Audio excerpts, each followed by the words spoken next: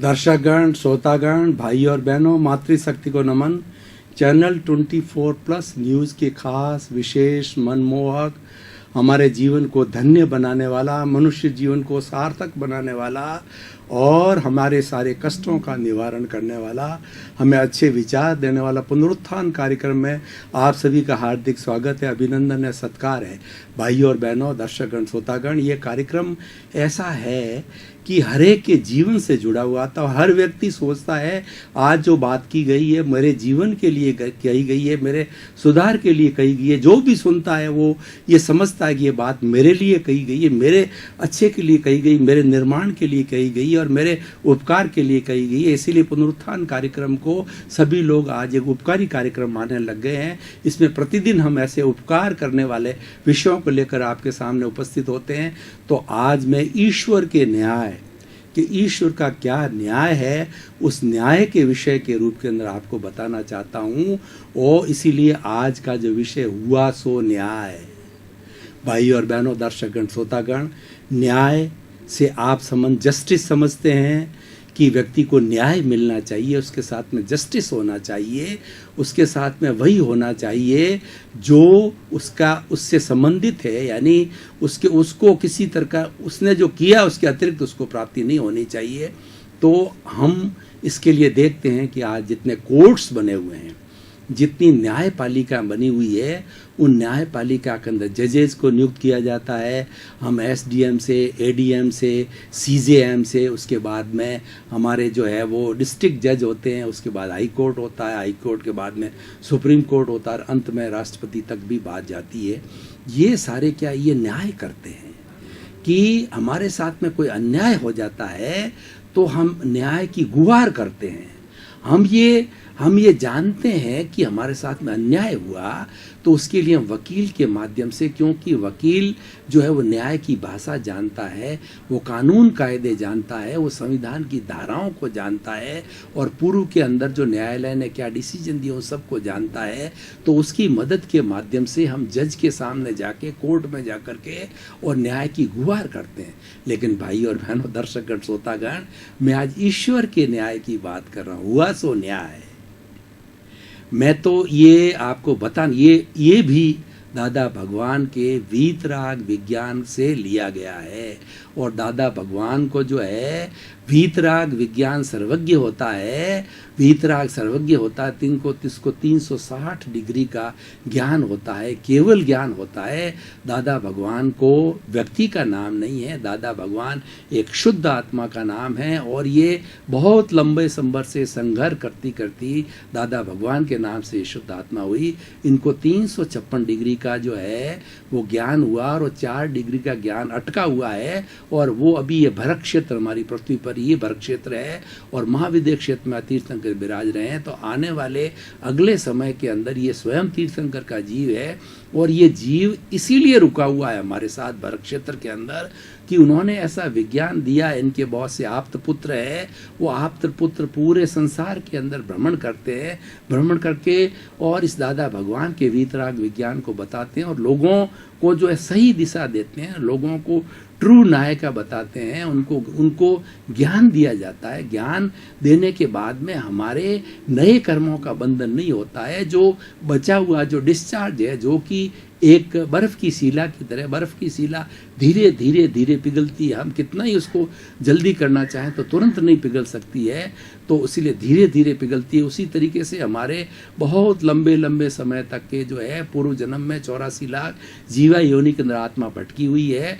उस आत्मा भटकी कारण उसने जितने भी कर्म दोष किए हैं 84 लाख जीवा योनियों के साथ, उसका जो लेन देन है, वो लेन देन का जो है वह जो सारा डिस्चार्ज कर्म के रूप के अंदर बाकी रहता है। बाकी ज्ञान लेने के बाद के अंदर चाहे 1 जन्म रहे, चाहे 2 जन्म रहे, 3 जन्म रहे, दादा भगवान ये बताते हैं, उनका ज्ञान का, उनके आप्त पुत्र ये बताते हैं ये ज्ञान लेने के बाद के अंदर उनके कर्मों का जो है वो डिस्चार्ज रहता है, चार्ज बंद हो जाता है। मन वचन काया रूपी 3 बैटरियां, जो अहंकार है उसको समाप्त कर दिया जाता है, उसको विलीन कर दिया जाता है, कर्ता भाव को विलीन कर दिया जाता है और शुद्ध आत्मा का अनुभव, ये प्रतीति अनुभव बिठाया जाता है कि तुम शुद्ध आत्मा हो। और शुद्ध आत्मा बिल्कुल कोई कर्म बंधन नहीं करती है। कर्म बंधन ये मन वचन काया रूपी 3 बैटरियां करती है। जो कर चुकी है तो उनके कॉजेज को जो है वो अब समाप्त कर दिया जाता है, जो डिस्चार्ज बाकी रहता है ये इसका वीतराग ज्ञान हुआ सो न्याय। अब भाई और बहनों, दर्शकगण, श्रोतागण, ईश्वर के न्याय, दादा भगवान के वीतराग विज्ञान के न्याय की हम बात करते हैं तो कभी भी हमारे साथ अन्याय होता ही नहीं है। हम जज के पास जाते हैं, ये तो एक हमारा व्यवहार पक्ष है और उसके अंदर ऐसा कहा जाता है कि दादा जो है केस लगातार पोता तक लड़ता रहता है, यानी 20 साल 30 साल 40 साल तक केस चलता रहता है। मैं उदाहरण के तौर पर भाई और बहनों, दर्शकगण, श्रोतागण, बहुत सटीक उदाहरण देना चाहता हूं जिससे आपको स्पष्ट हो जाएगा कि मान लीजिए कि 2 भाई हैं, उनकी पैतृक संपत्ति है। उस पैतृक संपत्ति के ऊपर एक भाई कहता है कि ये इस पे पूरा हक मेरा है, दूसरा भाई कहता है इसके अंदर दोनों का आधा आधा हक है। कोई पिताजी की वसीयत होगी या कोई बात होगी जिसके आधार पर कहा जाता है, तो वो ये सारा केस लेकर के वकील के माध्यम से कोर्ट के अंदर जाया जाता है। अब कोर्ट के अंदर दोनों तरफ के वकील कई तरह की दलील देते हैं, कोई इसके पक्ष में देता है, उसके विपक्ष में देता है और कई पैसी पड़ती है। यूँ करते करते 20 साल 30 साल 40 साल निकल जाता है। अब मैं आपको बताना चाहता हूँ, मान लीजिए कि वह प्रॉपर्टी जिस वक्त के अंदर डिस्प्यूट पैदा हुआ 1 लाख की थी और 30 साल के बाद के अंदर मान लीजिए कि वो 5 लाख की प्रॉपर्टी होगी। अब 30 साल तक आप कैलकुलेशन करिए कि 30 साल तक आपने कितना वकील को दिया और कितना आपने समय खराब किया और सबसे बड़ी बात कितना आपने मानसिक अशांति पैदा की। मानसिक शांति तो अमूल्य है। उस अशांति का मूल्य लगाओ तो उसके सामने इसकी कुल आज प्रॉपर्टी की कीमत 5 लाख में आपको 2.5 लाख उसको मिलेंगे, 2.5 आपको मिलेंगे, तो वो तो बहुत कम है। यानी 30 वर्ष के अंदर आपने अर्जन क्या किया? आपने तो उसके अंदर कुछ न कुछ माइनस ही किया है। अगर उसी वक्त के अंदर आप जो है ना ये मानते कि हुआ सो न्याय, अगर वो मेरा भाई ले रहा है तो आप उससे रिक्वेस्ट करिए कि भैया पिताजी की वसीयत है और हम दोनों सगे भाई है, उसको प्रेम से समझाइए। यानी आखिर 20 30 40 साल के बाद में कोर्ट क्या करवाते हैं?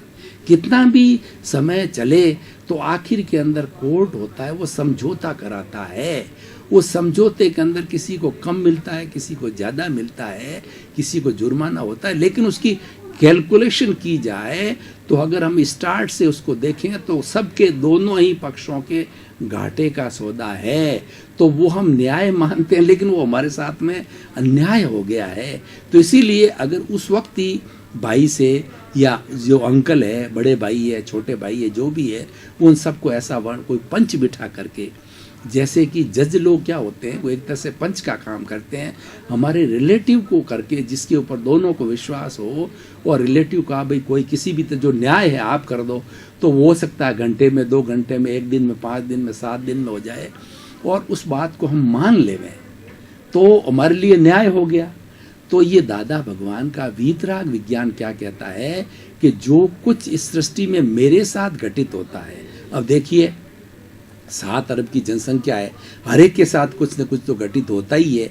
अब किसी के कर्म हैं तो दुख वो भुगत रहा है और मेरे कर्म हैं तो मैं भुगत रहा हूँ। कर्मों के लिए कहा जाता है भाई और बहनों, दर्शकगण, श्रोतागण, हमारे आगमों के अंदर एक उदाहरण आता है कि 1000 गायें खड़ी है और एक नवजात गाय ने एक शिशु को जन्म लिया। अब उस शिशु जो है उस माँ का दूध चूंघता है, नवजात जो बछड़ा होता है, उस बछड़े को हमने आधा किलोमीटर दूर खड़ा कर दिया परीक्षण करने के लिए कि बछड़ा कौन सी गाय का दूध चूता है। अब वो बछड़ा तो अभी मान लो 4-5 दिन सप्ताह भर का ही हुआ है, उसको इतना नॉलेज नहीं होता है, लेकिन उस बछड़े को आधा किलोमीटर के ऊपर छोड़ दो तो वो जाकर के अपनी माँ का दूध चूंघेगा।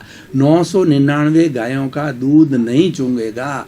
तो यहाँ आगमकार ये कहते हैं कि तुम्हारे कर्म तुम्हारे पीछे पीछे आ रहे हैं, वो तुम्हारे ही लगेंगे, वो तुम्हारी पत्नी के या तुम्हारे अन्य व्यक्ति के नहीं लगेंगे।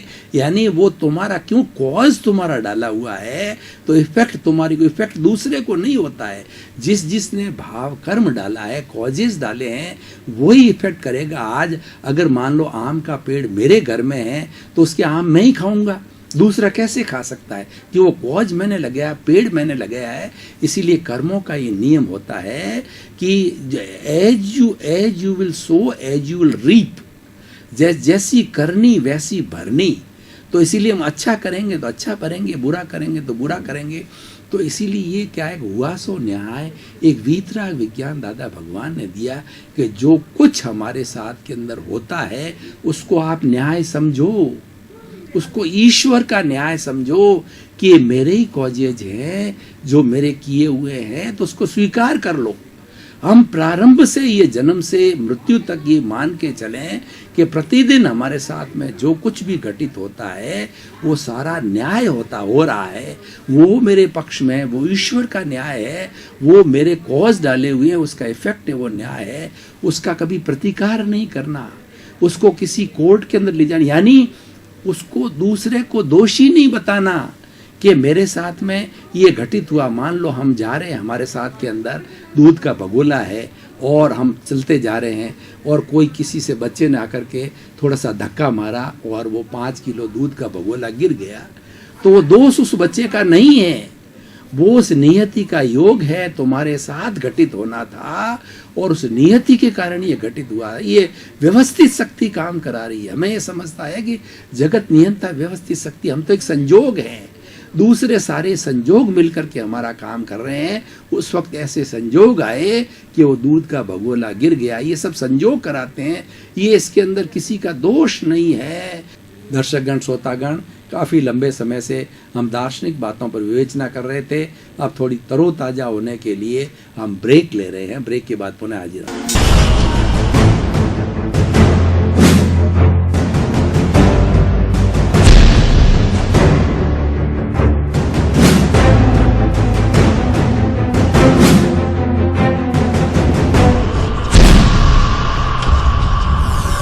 ब्रेक लिया, ब्रेक के बाद में ताजगी महसूस कर रहे हैं। पुनः हमारा जो सत्संग का विषय है उसके ऊपर सत्संग हम प्रारंभ करते हैं, क्योंकि ये जगत नियंता जो है, जगत को चलाने वाला है, वो व्यवस्थित शक्ति है। उसकी छेड़छाड़ मत करो। जैसा कि हम कहते हैं कि प्रकृति का दोहन मत करो, प्रकृति के द्वारा किसी भी चीज़ को छेड़छाड़ मत करो। तो जो कुछ भी ये हमारे संयोग चल रहे हैं, हे ईश्वर, हे दादा भगवान, मुझे ऐसी शक्ति दो कि जो कुछ भी संयोग चल रहे हैं उनको मैं मात्र देखूं, जानूं और उनको देखभाल करूं, मैं उनको छेड़छाड़ नहीं करूं और उनको दखल नहीं दूं मैं।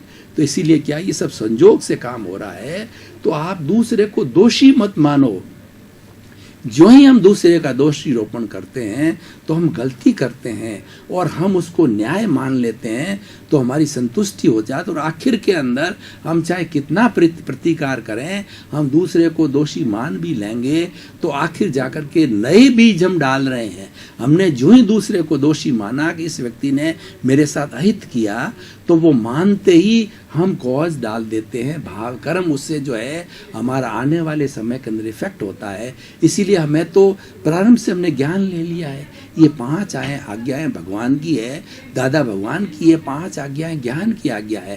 पहली आज्ञा क्या है कि रियल आज्ञा, मतलब व्यवहार निश्चय दृष्टि से मैं शुद्ध आत्मा हूँ और जगत के सब जीवों में शुद्ध आत्मा का दर्शन कर उनको दिव्य दृष्टि से नमन करता हूँ। और दूसरी है कि रिलेटिव व्यवहार दृष्टि से मेरा नाम सोहन राज है, ये शरीर का नाम सोहन राज है, या आपका नाम X है, Y है, Z है, और जगत के समस्त चराचर जगत के जीवों को हम जो है व्यवहार पक्ष के अंदर देहधारी, नामधारी और पैकिंग रूप में मात्र जानते हैं कि हार्ड मास का पैकिंग है। और तीसरा है जगत नियंता व्यवस्थित शक्ति है, जो कुछ होता है व्यवस्थित शक्ति है। मैं करता नहीं हूँ, कर्ता भाव समाप्त कर दिया जाता है ज्ञान लेने पर। कर्ता मैं हो ही नहीं सकता, मैं तो निमित्त हूँ, मैं तो ज्ञाता दृष्टा हूँ।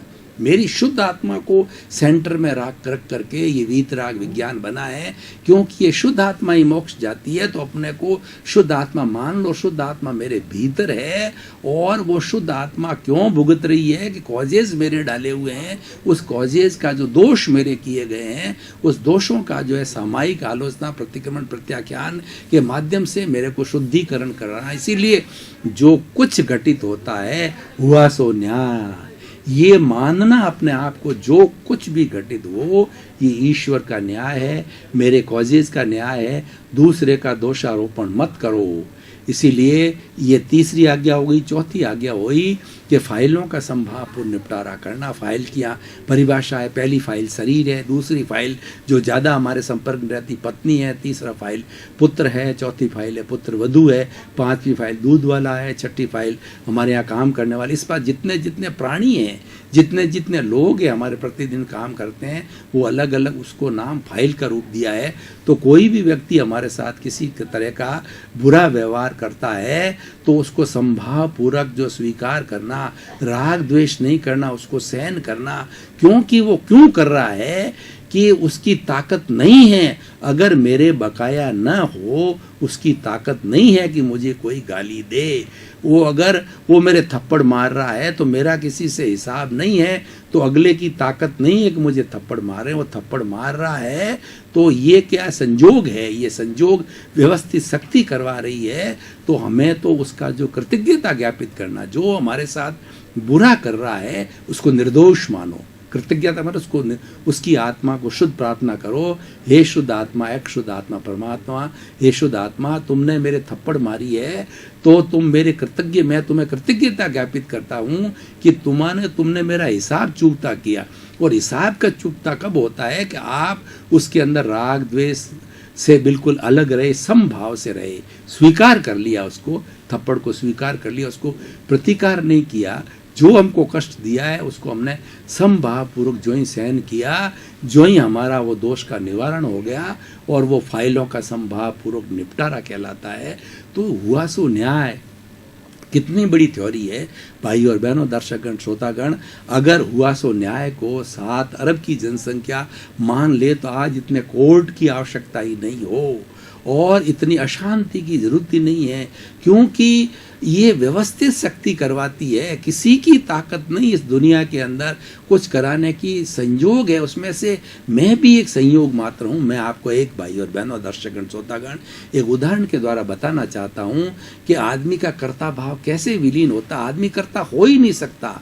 आदमी तो, व्यक्ति तो शुद्ध आत्मा है और शुद्ध आत्मा ज्ञाता दृष्टा है, वो मात्र एक संयोग है, वो मात्र एक निमित्त है। मैं आपको उदाहरण के द्वारा बताना चाहता हूँ कि हम चाय बनाना चाहते हैं तो आप देखिए चाय के लिए क्या प्रक्रिया हमको करनी पड़ेगी। चाय के लिए दूध चाहिए, पानी चाहिए, चीनी चाहिए, पत्ती चाहिए, भगोला चाहिए और अब गैस का चूल्हा चाहिए। और जब सारी चीज़ें मिलती है, 2-4 उखाड़े लेते हैं, मसाला चाहिए, उसके बाद में अच्छी पीने योग्य चाय बनती है। अब देखिए, अब मैं कहूँ कि चाय मैंने बनाई, गलत है, क्योंकि मैं अकेला कौन होता हूँ चाय बनाने वाला। अगर इतने संजोग, इतनी चीज़ें नहीं होती तो क्या चाय बन सकती थी? क्या दूध नहीं होता तो चाय बन सकती थी? क्या स्टोव से अग्नि नहीं होती तो चाय बन सकती थी? क्या भगोला नहीं होता तो चाय नहीं हो सकती थी? तो इसीलिए मैं तो उसमें से मात्र एक संजोग हूँ, मात्र एक निमित्त हूँ। इसीलिए मैं कर्ता हो ही नहीं सकता। कर्ता की योग्यता किसी में नहीं है। हर आत्मा शुद्ध आत्मा ज्ञाता दृष्टा है। तो भगवान, जो कृष्ण ने भी गीता के अंदर कहा है, निष्काम कर्म करने की बात है कि तुम कर्म करते रहो, उसकी फल की इच्छा मत करो। फल तुम्हारे हाथ में नहीं है, कर्म करना तुम्हारे हाथ में है। तुम करते रहो, अच्छा फल आ जाता है उसको भी स्वीकार करो, बुरा फल आता है वो भी स्वीकार करो, क्योंकि ये फल देना करना सब संजोग के हाथ में, हमारे कॉजेज के हाथ में है। हमारे कॉजेज की हमको पता नहीं है कि हमने भाव कर्म कैसे बोए हुए हैं, जिसका कि आज हमें फल मिलने वाला है। वो तो उसका इफेक्ट है। वो उसका कार्य है। कारण जो है वो हमारा भाव कर्म है, हमारा बीज है। वो तो आज हमें फल मिल रहा है कि हमने पता नहीं कैसा बीज बोया, जब उसका कैसा फल मिला वो हमको मालूम नहीं है। इसलिए उसको निष्काम कर्म गीता के अंदर बोला गया है। किसी भी धर्म दर्शन को उठा करके देखेंगे तो हर दर्शन के अंदर समता भाव की बात कही गई है कि जो कुछ भी आपके साथ में हो रहा है उसको समभाव से स्वीकार करो, तो ये हुआ सो न्याय कहलाता है। अगर हर व्यक्ति इस बात को मान ले तो आज परिवार के अंदर, आज समाज के अंदर, आज देश के अंदर, आज पार्टियों के बीच के अंदर, और एक देश से दूसरे देश के अंदर महायुद्ध भी कहाँ से हो। ये शस्त्रीकरण की आवश्यकता क्या है? ये निशस्त्रीकरण, इतने बड़े हथियार अपने, ये सारा अहंकार की पुष्टि है। दुनिया के अंदर सबसे बड़ा अहंकार है, लेकिन दादा भगवान के वीतराग विज्ञान के अंदर सबसे पहले अहंकार पर चोट की जाती है। उस अहंकार को विलीन किया जाता है, कर्ता भाव को नष्ट किया जाता है। जब अहंकार निकाल दिया जाता है तो फिर पीछे डिस्चार्ज होता है। क्यों? बैटरियों का चार्ज बंद हो जाता है। हमने फुल बैटरी चार्ज कर दी, उस बैटरी को अब हम चाहते हैं कि ये पूरी डिस्चार्ज हो जाए, तो पड़ी पड़ी अपने आप जब तक हम चार्ज वापस नहीं करेंगे तो डिस्चार्ज होगी। मतलब क्रिया की प्रतिक्रिया नहीं करेंगे। क्रिया चार्ज है और प्रतिक्रिया है, वह उसका डिस्चार्ज है। तो जो कुछ हमें मिल रहा है वो डिस्चार्ज है। डिस्चार्ज धीरे धीरे समाप्त हो जाएगा, और जब डिस्चार्ज समाप्त हो गया तो हम मोक्षगामी हो जाएंगे। इसलिए हुआ सो न्याय। आप प्रारंभ से, प्रातः काल से लगा करके और सोने तक, प्रतिदिन जब तक 100 वर्ष जिए, हर क्षण इन 5 दादा भगवान की 5 आज्ञाओं को और हुआ सो न्याय के फॉर्मूले, दादा भगवान के 5 व्यवहारिक चीज़ें और बताई। पहली चीज़ ये बताई, जगत निर्दोष, यानी सारी दुनिया के 84 लाख जीवा योनि के प्राणी हैं, सब निर्दोष है। उनको निर्दोष मानो, उनको निर्दोष घोषित करो। उसमें से एक भी 84 लाख जीवन, अनंत असंख्य जीवों में से एक भी व्यक्ति दोषी नहीं है, और उसको दोषी, तुम तो दोषी मानो ही मत, और उसको निर्दोष घोषित करो। और दूसरी जो आज्ञा है कि दूसरी जो आज्ञा है, एडजस्ट एवरीवेयर, यानी हमारे साथ अनुकूलता है। वो स्थित प्रज्ञ की बात है, निष्काम कर्म की बात है कि एडजस्ट एवरीवेयर, हमारे साथ अनुकूलता है, प्रतिकूलता है, गर्मी है, सर्दी है, ठंडी रोटी मिल गई, गर्म रोटी मिल गई, कपड़ा जो है अच्छा मिल गया या कम मिला, अच्छा मिला, कम प्रेस वाला मिला, उसके अंदर समभाव रखना, राग द्वेष से दूर रखना, ये जो सारा जो है ये प्रैक्टिकल पॉइंट है। एडजस्ट एवरीवेयर, स्थित प्रज्ञ व्यक्ति जो है हर परिस्थिति के अंदर एडजस्ट हो जाता है। हमें स्थित प्रज्ञ बनना है, प्रज्ञा पुरुष बनना है। और तीसरी आज्ञा जो है, पहली आज्ञा है कि जगत निर्दोष, और दूसरी आज्ञा एडजस्ट है, और तीसरा टकराव टालिए। आजकल क्या हो रहा है, ये टकराव का मतलब राग द्वेष। मैंने एक बात कही, सामने वाले ने 2 सुनाई, मैंने 2 किसी के 4 सुनाई, 4 की जगह उसने 8।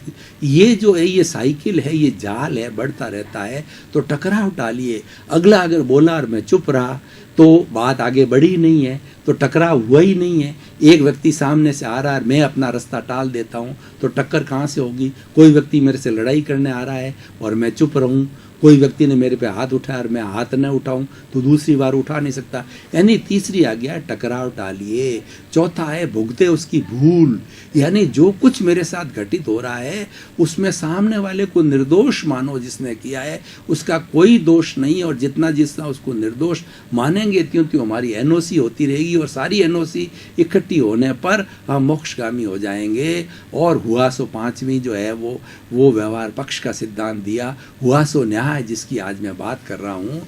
इसलिए भाई और बहनों, दर्शकगण, श्रोतागण, ये बहुत ही सुंदर विषय है, और ये ईश्वर का जो है न्याय कहलाता है। ईश्वर यानी हमारी शुद्ध आत्मा, हमारे भीतर विराजमान शुद्ध आत्मा भगवान ईश्वर है, वह स्वयं ईश्वर है। मेरे भीतर विराजमान शुद्ध आत्मा भगवान, वह स्वयं राम के जैसी शुद्ध आत्मा है। मैं भगवान कृष्ण जैसी शुद्ध आत्मा हूँ, मैं भगवान महावीर जैसी शुद्ध आत्मा हूँ, मैं भगवान ऋषभ जैसी शुद्ध आत्मा हूँ, और मैं सर्वज्ञ जैसी शुद्ध आत्मा हूँ। दर्शकगण, भाई और बहनों, आप प्रतिदिन सत्संग सुनने आते हैं, इसका अर्थ यह है कि आपको पुनरुत्थान कार्यक्रम अच्छा लग रहा है और आपके जीवन का कहीं न कहीं पर जो है उत्थान हो रहा है, आपको कुछ ऐसे टिप्स मिल रहे हैं जिससे कि आप महसूस कर रहे हैं कि ये मेरे लिए कहा गया है और इससे मेरा उत्थान हो रहा है। इसीलिए पुनरुत्थान कार्यक्रम का जो मुख्य उद्देश्य है कि जगत कल्याण की बात है, और पुनरुत्थान कहता है कि जगत के सभी जीवों को सुख मिले, आनंद मिले। सर्वे भवन्तु सुखिनः सर्वे भवन्तु निरामया। सभी जीव आनंद से रहें, सुख से रहें, प्रेम से रहें, किसी को कोई कष्ट नहीं हो। आपके प्रति मंगल भावना, शुभकामना कि आप शीघ्र मोक्षगामी हो, आनंद को प्राप्त करें, ब्लिस को प्राप्त करें, शाश्वत सुख को प्राप्त करें। आपके प्रति मंगल भावना, शुभकामना।